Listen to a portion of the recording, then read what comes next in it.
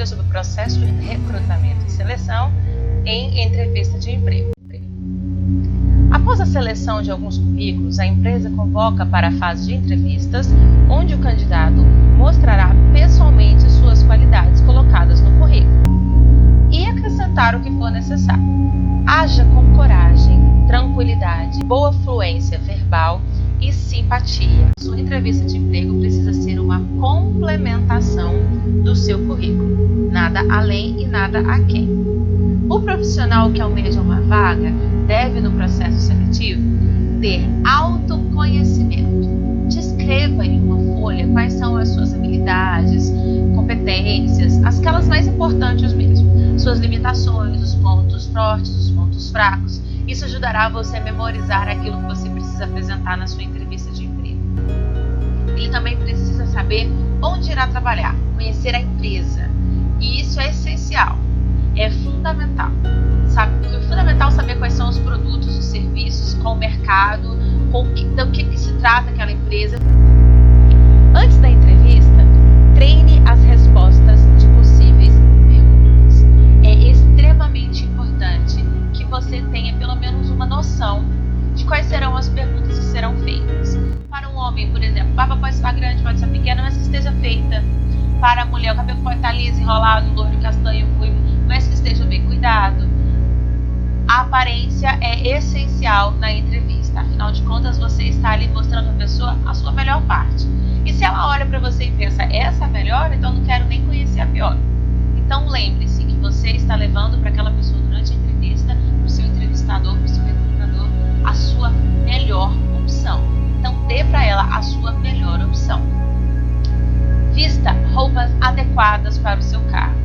Se você vai trabalhar numa área, as suas roupas mostrem que você se importa com aquela pessoa, que você se importa naquele lugar. Então você precisa estar adequadamente vestido para cada ocasião. Para uma festa de casamento não é a mesma forma como você veste para uma festa de aniversário na casa do seu vizinho. Da mesma forma, você precisa entender qual cargo você está concorrendo e se vestir adequadamente para aquela entrevista de emprego. Chegue antes do horário marcado, sempre. Isso mostra, outra vez, compromisso, respeito e responsabilidade. Preserve seus relacionamentos. E o que isso quer dizer? Não fale mal do seu antigo chefe. Vai que o seu antigo chefe conhece o seu atual chefe. E no seu currículo, a sua indicação é exatamente onde você está pisando. Não faça isso. Você precisa, inclusive, de networking. O que é networking? Rede de relacionamento. E que você saia de todos os lugares, não saia brigado das empresas. Assim como você procura não sair brigado de um relacionamento de amizade, quando você acaba se afastando da sua amizade, mais importante ainda é você manter um bom relacionamento com seus antigos colegas de trabalho, com seus antigos chefes, mais do que qualquer relacionamento de amizade ou relacionamento romântico que você tem. Seja positivo. Comece uma entrevista com um sorriso no rosto, com uma atitude corporal positiva. Não leve um guarda-costas para a entrevista. A não ser que seja um emprego, o primeiro emprego para jovens lá com 15 anos, 14 anos. Porque sim, no Brasil é permitido trabalhar como jovem aprendiz aos 14 anos. A não ser que seja uma dessas opções, é muito complicado você levar um pai, um namorado, marido, esposa, primo, irmão, qualquer pessoa para ficar ali esperando na sala de recepção.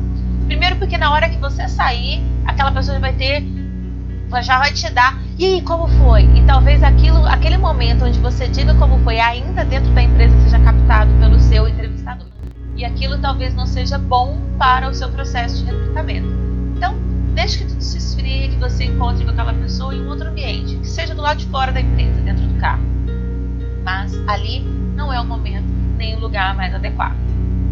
Celular completamente desligado. Não no silencioso, não na vibração, mas desligado. Por quê?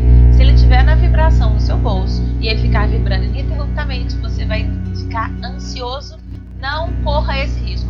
Não se coloque em uma situação complicada. Facilite sua vida, seja seu melhor amigo.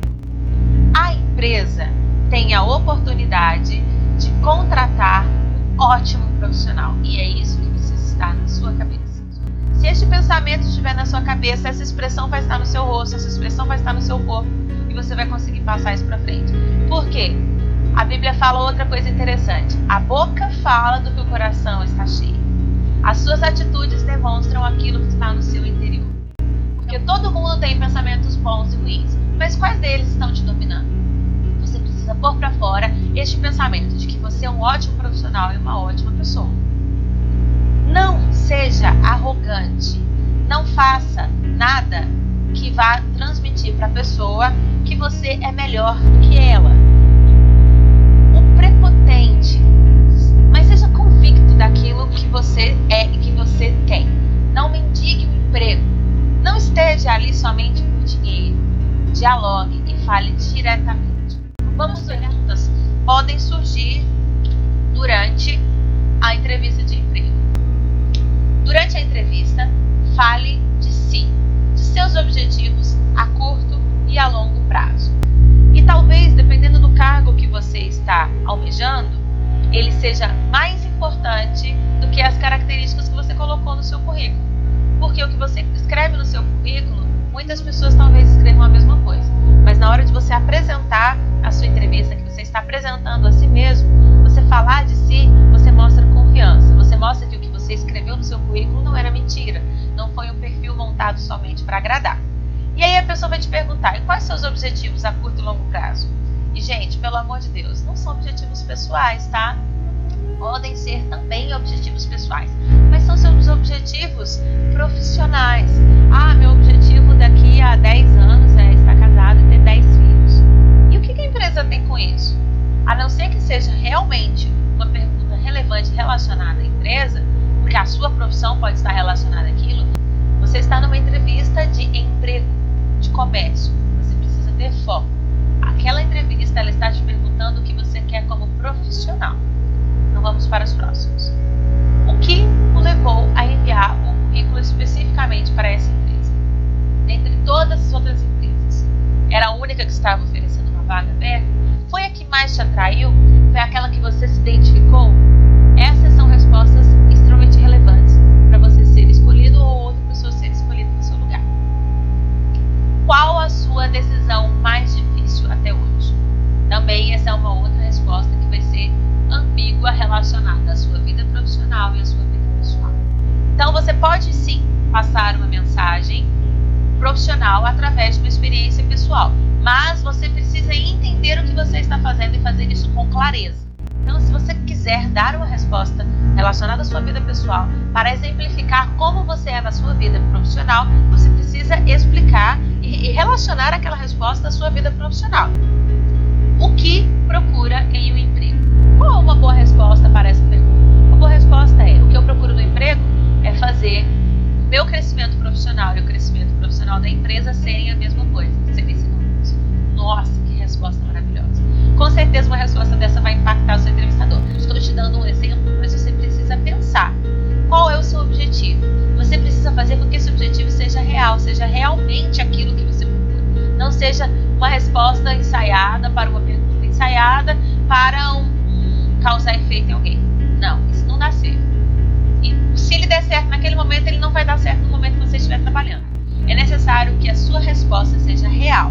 Não somente seja boa, mas seja mentira, mas seja boa, mas seja verdade. Ou seja, você precisa, talvez, neste momento, ajustar os seus objetivos. Você é capaz de trabalhar sob pressão e com prazos determinados? E você precisa ser capaz. Se você não é, você precisa passar a ser. Dê-nos um motivo para contratar você e não outra pessoa. Essa é um questionamento, essa é uma frase muito comum, praticamente em todas as entrevistas de emprego. A pessoa vai olhar para você e talvez esse é o momento mais desconfortável da entrevista. Ela vai olhar para você profundamente nos olhos e vai dizer: e por que eu tenho que contratar você e não o seu colega que estava sentado lá fora do seu lado? A sua resposta vai ser tão relevante quanto a forma com que você vai dar. Se você der essa resposta de uma forma tensa, ou se você der essa resposta de maneira bem-humorada, se você vai se enaltecer ou se você vai denegrir a outra pessoa, vai fazer toda a diferença. Por que eu devo contratar você?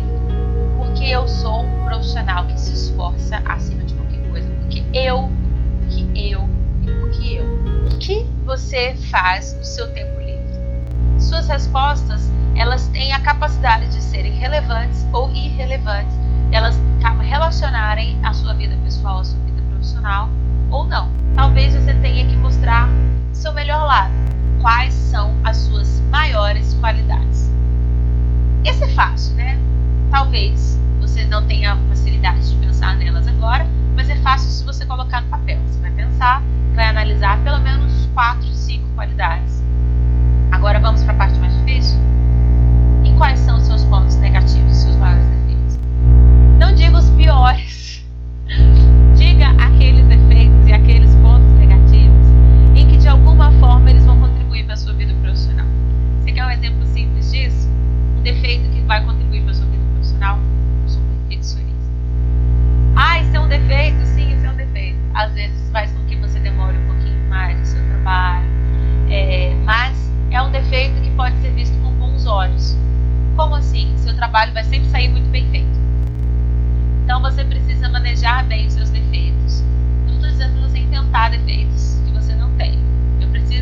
Você precisa colocar no papel 5 defeitos que podem ser vistos com bons olhos. Você precisa entender como aquelas pessoas vão enxergar aquilo que você está colocando para elas.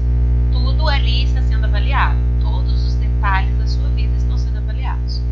Então escolha quais defeitos, quais pontos negativos e quais características você vai entregar para aquela pessoa. Que avaliação você faz da sua última ou da sua atual experiência profissional? Por que atual? Pode ser que você esteja fazendo uma entrevista ainda trabalhando. Se for este o caso seja essa a sua possibilidade, nunca avise ao seu atual chefe que você está fazendo uma entrevista. Você está dando a ele motivo para te mandar embora muito antes de você ser contratado. Talvez você não seja contratado e fique desempregado. Não ache que aquilo vai ser uma barganha.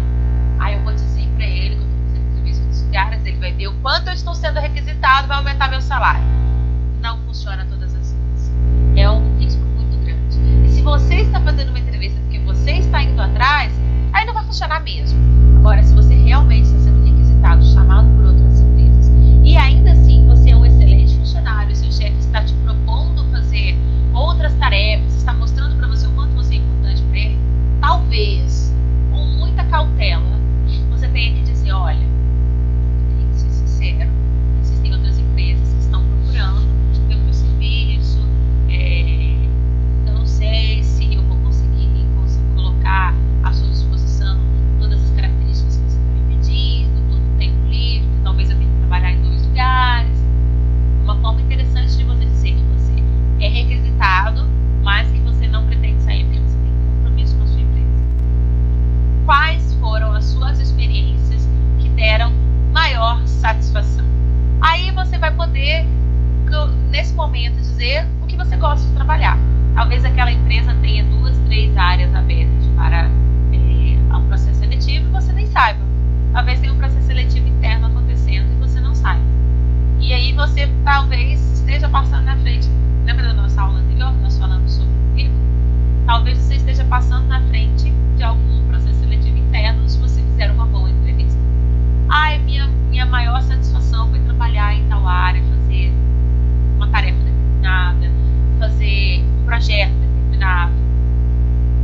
Lembre-se, experiências profissionais. Agora, muitas empresas também podem trabalhar com redação. A redação profissional, ela é usada muito abertamente, como uma forma de avaliação do candidato. A redação, ela é uma forma de entender como você pensa, como o seu pensamento flui, a velocidade do seu pensamento escrito, porque muitas vezes ele é diferente, a pessoa tem timidez para falar e ela tem uma facilidade enorme para escrever. Ou a pessoa talvez ela tenha uma facilidade para falar, mas na hora de escrever as suas ideias não são concatenadas. Então, e muitas vezes a pessoa pode trabalhar com escrita. Então, o entrevistador ele pode querer saber como é a sua redação. Talvez para uma pessoa, você pode estar olhando para mim e falando assim, mas para você deve ser fácil, você escreve, você fala, porque você tem essa facilidade genética. Sim, eu tenho uma certa facilidade genética com muitas pessoas, mas isso não quer dizer que você não possa ter também, que você não possa aprimorar. Ou você acha que toda a capacidade que todo mundo tem nunca foi trabalhada? Eu vou te dar dar um testemunho pessoal. Eu tenho sim facilidade para falar e para escrever, mas chegar aonde eu estou hoje foi um processo que eu tive que ser trabalhada desde o momento em que eu comecei a falar. Foi trabalhado pela minha família, foi trabalhado pela minha escola e foi trabalhado por mim mesma com a nítida consciência de fazer bem feito. Então, ninguém nasce perfeito. Você pode nascer com um talento, mas você precisa trabalhar o seu talento. E você pode também nascer sem um talento e trabalhar para que aquilo se torne uma capacidade. Talento é inato. A capacidade ela pode ser adquirida. Mas a pessoa que tem o talento, se ela não trabalha naquele talento, ela vai sempre ser medíocre. Medíocre não quer dizer ser ruim. Medíocre quer dizer ser exatamente na média. Ela nem é boa e nem é ruim, ela está na média. E você quer ser na média? Aquele que está ali bem no meio do caminho não é notável. Ele não vai ser destacado, ele não vai ser o melhor naquilo que ele faz. E muitas vezes a pessoa que está fazendo a entrevista, ela não quer mais um. Ela já tem mais uns tantos ali na empresa dela. Naquele momento ela quer alguém que se destaque.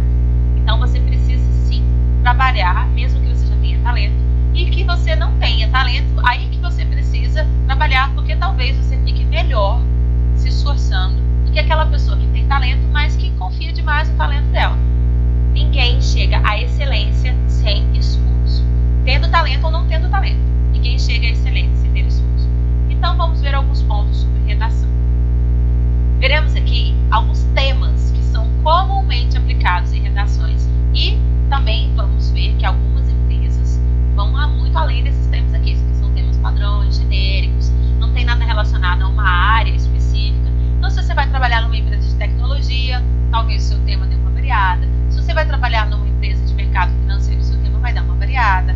Pode ser de acordo com o momento político, o momento econômico, o momento histórico, dependendo do que está acontecendo no cenário do seu estado, da sua nação, do mundo, pode ser que os temas sejam mais abrangentes. Aqui nós temos alguns temas básicos, temas padrão, para você já ir imaginando, já ir se organizando. Quem sou eu? E minha vida profissional. Um tema simples de redação. Então da mesma forma que eu tenho que falar, eu tenho que escrever? Sim, da mesma forma que você tem que falar quem é você, eu tenho que escrever quem é você. Com uma vantagem, quando você escreve, você revisa. Depois que você fala, você não consegue voltar atrás e desfalar ou refalar.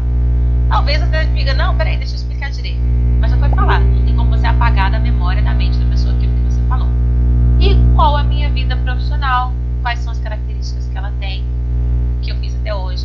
E aproveite para colocar um pouquinho de poesia na sua vida profissional. Não faça daquilo ali tópicos. Faça de uma forma mais adorável possível, mais agradável de ser. O mercado de trabalho e meu chefe é chato. Sim, isso é um tema de redação. Meu chefe é chato. As pessoas querem saber como você lidaria com este tema. Como você lida com um chefe chato? Como você faz se aquilo ali for real na sua vida? Como você trabalha com a possibilidade de ter um chefe que não está o tempo todo sendo simpático? Porque muitas vezes nós temos um chefe que é amigo. Mas e quando seu chefe não é seu amigo? Você vai fazer daquilo ali uma redação. Já ouviu aquele ditado de fazer do limão limonada? Pois é. Faça do chefe chato uma redação ótima, uma poesia, uma prosa. São tipos de redações. Nós, inclusive, vamos ter algumas aulas específicas sobre tipos de redação. São extremamente interessantes. E você conseguir escolher o seu estilo e talvez trabalhar em cima do seu estilo seja uma boa coisa para o primeiro momento. A pessoa que ainda não tem a possibilidade, ainda não tem a capacidade, está começando ainda nos estilos de redação, talvez ela tenha que escolher um, para que ela se aprimore nele, para ela trabalhar nele, para que depois, num outro momento, você consiga entender melhor de uma maneira geral. O que o cliente representa a uma empresa? Essa é uma pergunta extremamente interessante para um tema de redação, porque mostra que você está antenado com a área de atuação profissional daquela empresa. Como você vê as diferenças entre os colegas de trabalho?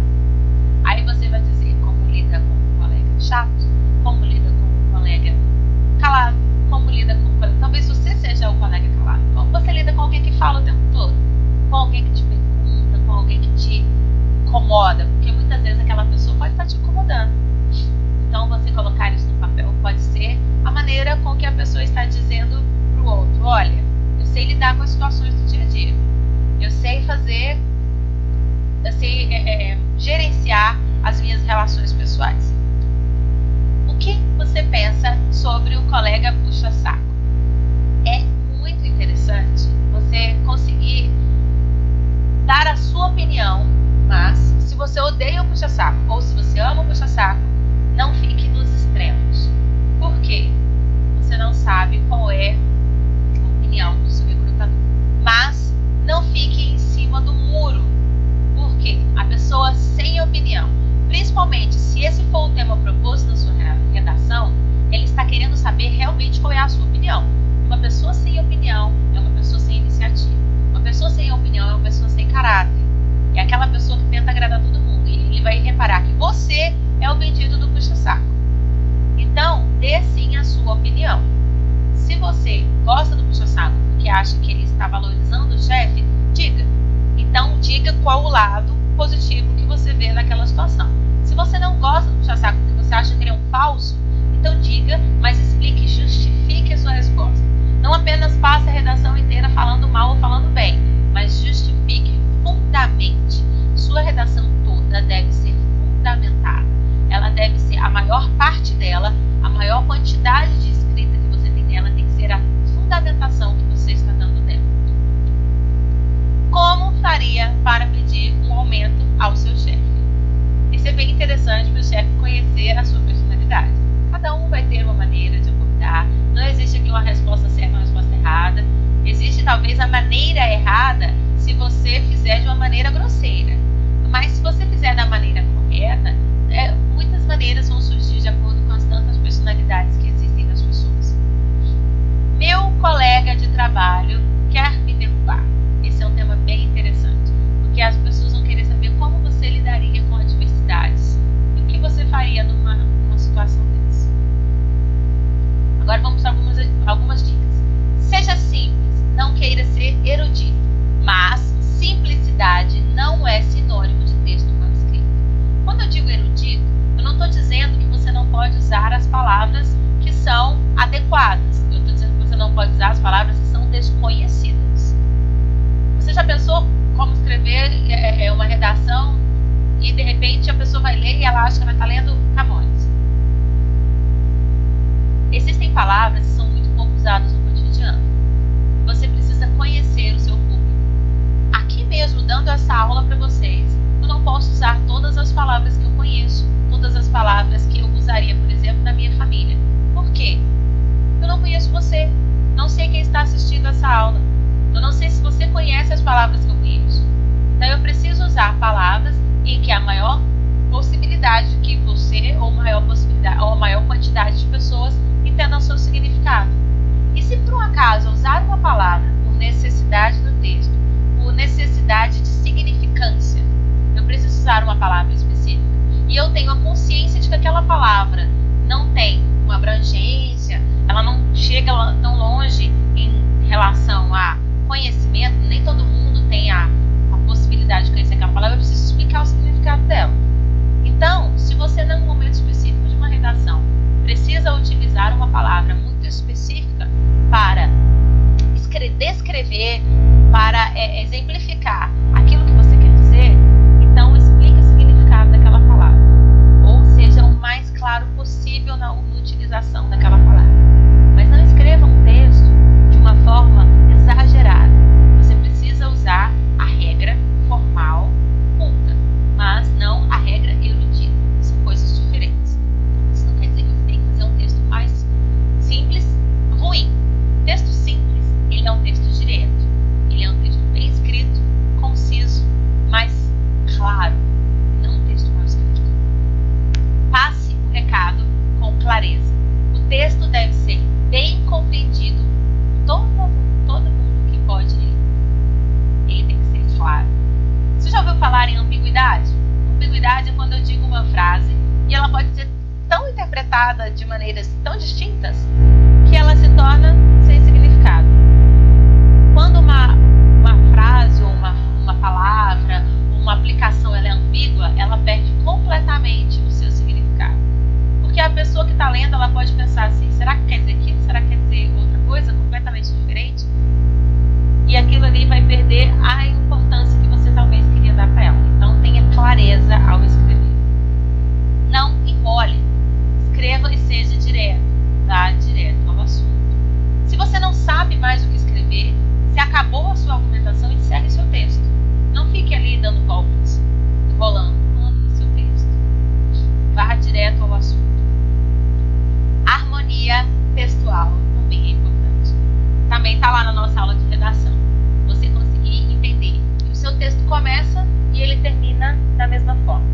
Ele deve começar e terminar com a mesma característica, com a mesma identidade, com uma harmonia. Eu não posso começar um texto. Imagine você lendo um texto. Você começa lendo um texto parecendo que ele é uma poesia.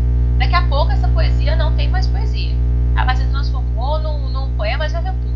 E no final ela está em lamentações profundas num texto que perdeu a sua estrutura textual e não tem nem sequer concordância. Isso acontece. Muitas pessoas, elas começam a escrever e jogam tudo que elas conseguem ali no começo e não conseguem manter aquela estrutura textual. Se eu não consigo manter a minha estrutura textual, eu preciso baixar um pouquinho o nível no começo para levantar o nível do final. E manter aquela estrutura com uma harmonia, com uma característica do início ao fim. E eu preciso manter, inclusive, a minha identidade. Eu não posso trocar de gênero durante o meu texto. Eu não posso começar num poema e, de repente, eu passar para prosa. Ou eu não posso começar, por exemplo, no estilo jornalístico e daqui a pouco eu estou fazendo uma dissertação. Eu preciso manter a minha identidade e a minha harmonia textual. Evite usar ordem inversa na frase. A ordem normal é sujeito, mais ação e mais complemento. Você não é... Como é que é o nome daquele personagem lá do Star Wars que fala ao contrário? Pois é, isso aí mesmo. Ele não... Sabe aquela frase inversa? Então, você não tem que usar aquilo ali. Ah, mas eu falo assim normalmente. Dificilmente as pessoas falam assim normalmente. Se você quer falar assim, porque você quer parecer um pouquinho mais nobre no seu texto, não faça isso. Faça a ordem correta. Sujeito, eu, ação, fiz alguma coisa. Eu dou aula. Eu dou palestra. Eu sentei na sala. A ordem correta numa frase é sujeito, mais ação, mais complemento. Ah, mas a minha frase não tem sujeito. Se sua frase não tem sujeito, você está trabalhando uma frase mais abstrata, está fazendo a descrição de um ambiente, não sei. Mas a ordem correta da frase, ela precisa ser observada 100% das vezes de uma redação profissional. Sabe por quê? Porque você não sabe se, inclusive, o seu entrevistador conhece e consegue entender de uma maneira adequada aquilo que você está escrevendo. Você pode ser o melhor escritor do mundo. Você pode ter ganhado muitos prêmios literários durante a sua vida acadêmica, durante a sua vida profissional. Você está fazendo uma entrevista para um prêmio literário? Aquilo ali, você está fazendo uma entrevista numa editora para ser o escritor dela? Se sim, ótimo, mostre todos os seus talentos. Se não, faça uma redação profissional adequada. Próximo, cuidado com a repetição de palavras. Uma possibilidade que nós temos quando nós escrevemos é uma que nós não temos quando falamos, que é a possibilidade de verificar qual a repetição que eu já fiz de qual palavra. Quando você fala, pode ser que passe despercebido, mas quando se escreve, você tem a obrigação, não somente a capacidade, mas a obrigação de perceber quais palavras eu já usei muitas vezes, quais palavras eu ainda não usei, substituir por sinônimos, por palavras mais adequadas, mais abrangentes, ou mais específicas, ou mais bonitas, ou inéditas, que você ainda não usou no texto, sinônimos, para que o seu texto fique rico. Quando você fala, a não ser que você escreva antes e decore o que você não está falando, você está quase lendo aquilo que você escreveu, quando você fala, seu pensamento flui ali na hora. Quando se escreve, você tem a capacidade de colocar o seu pensamento momentâneo, o seu pensamento de processamento, a sua análise e fazer a melhor versão do seu discurso. Então, verifique se não há repetição de palavras. Certo? Essa foi a última das nossas dicas. Agora vamos olhar especificamente sobre a dinâmica de grupo. Durante a aplicação da dinâmica de grupo, avaliação ali de recrutamento.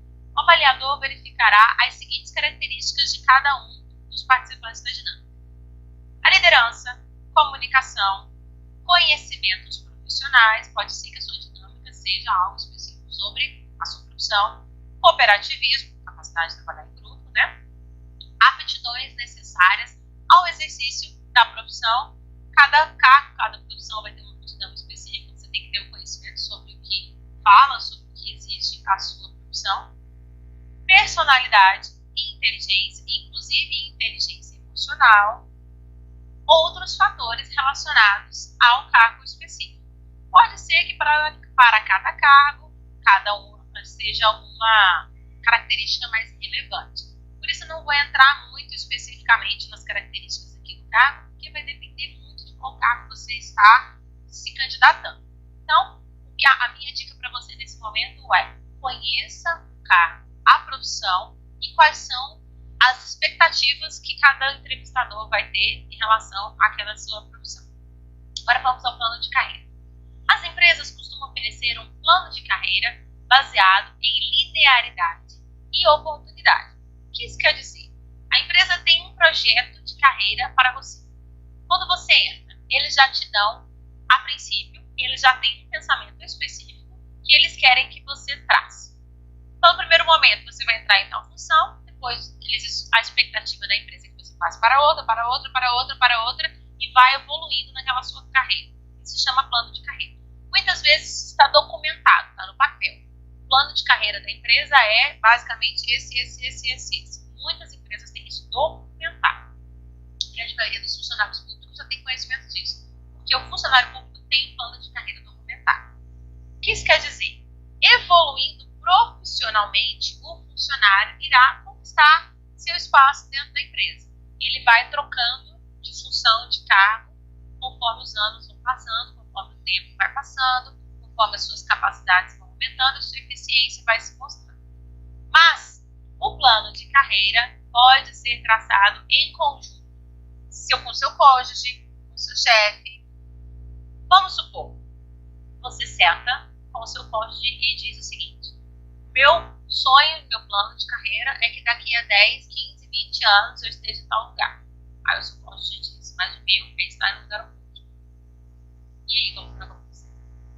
Que tal se nós dois ajustarmos nosso plano de carreira para nós nos encontrarmos no mesmo lugar? Então, o seu plano de carreira pode sim ser tratado em conjunto. Ou pode ser traçado pelo seu chefe. Pode ser que você esteja lá no seu primeiro emprego ou no início da sua carreira e o seu chefe um dia olha para você e enxerga em você uma capacidade, uma possibilidade de alcançar um lugar. E ele vira para você e fala: olha, meu plano para você é que você faça isso daqui a tanto tempo, e daqui a 5 anos isso, daqui a 10 anos isso, daqui a 15 anos isso, e se aposente em tal função. Pode sim, seu plano de carreira pode ser traçado pelo seu chefe. E aí você tem a possibilidade de concordar com ele ou não. Ou pode ser tratado por você mesmo e pode ser diferente daquele que é traçado pela empresa, pelo seu chefe, pelo seu cônjuge. Pelo cônjuge já dá um probleminha maior, né? Se você traça um plano de carreira, se o cônjuge traça outro, e vocês vão se desencontrar e a carreira vai ficar incompatível, o relacionamento vai se tornar incompatível. Mas o seu plano de carreira pode ser completamente distinto daquele que seu chefe tem para você. Ele fala: olha, eu acho que você tem característica para chegar em tal lugar, então você fala: não, eu acho que eu quero, e eu acho que eu tenho características para um outro ramo. Eu não quero sair daqui para esse ramo, eu quero sair daqui para esse ramo. Ele quer um plano, forma assim uma encruzilhada, um Y. Você quer ir para um lugar e ele quer que você vá para outro. Pode ser que a partir daquele momento ele diga: não, mas para essa função aqui eu não quero que você vá, então você vai ficar onde você está. Pode acontecer. Ou pode acontecer que ele diga assim: ah, eu não endosso. Você vai, mas eu não vou te ajudar. Você vai ficar no outro departamento com outro chefe, com outro gestor. Existem algumas possibilidades, você precisa pensar em cada uma delas. Por isso ele é chamado de plano de carreira.